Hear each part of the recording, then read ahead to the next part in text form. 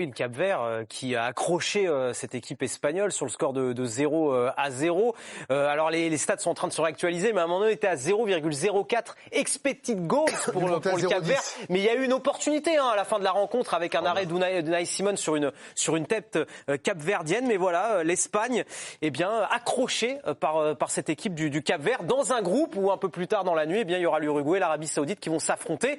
Donc c'est pas encore gagné pour l'Espagne pour accrocher peut-être une première place. Jérôme Alonso, est-ce que c'est un véritable exploit de la part du Cap-Vert ? C'est évidemment un immense exploit, un petit peu à la hauteur de ce qu'avait réussi l'Arabie Saoudite contre l'Argentine il y a 4 ans, il y a 3 ans et demi, on en avait parlé tout à l'heure.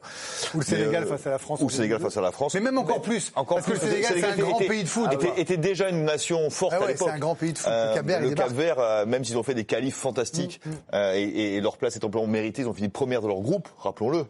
Lors des qualifs en Afrique. Mais ils ont fait un match courageux, ils ont très bien défendu. Leur gardien a fait des arrêts extraordinaires. Il était bon, hein. Il était très très bon. Évidemment, comme nous tous ici, très déçus par l'Espagne, qui a pas mis de rythme, voilà, c'était on va parler de l'Espagne après, je voudrais juste que là. Mais oui, grand je voudrais qu'on salue le Cap-Vert. Évidemment, et qu'après on dise du mal de l'Espagne. La France a légitimement l'ambition d'obtenir ce titre, mais la route sera longue, la France a un potentiel de haut niveau, même si on a un renouvellement d'effectifs. Je ne vais pas considérer l'équipe de France comme étant plus forte que les autres. Mais le grand favori, c'est l'Espagne.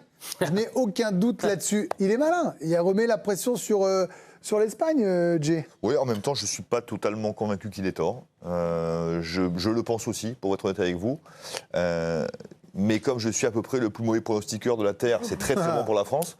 Mais je pense que l'expression collective de l'Espagne, sur ce que j'ai vu depuis 2-3 ans, est un tout petit peu au-dessus de l'expression collective française. Voilà, c'est le favori pour tout le monde, Pas du tout. Moi, je pense que non, pas Benoît. Non, je pense pas que ce soit le grand favori. Il fait partie des favoris, mais le grand non, parce que en fait, on a des interrogations sur cette équipe d'Espagne, notamment devant.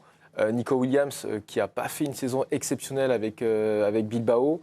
Lamine Yamal, on ne sait pas comment il va revenir physiquement. Parce que là, je vois, il a mis Gavi en faux ailier gauche, pourquoi pas, mais Ferran Torres à droite, pourquoi pas, mais voilà.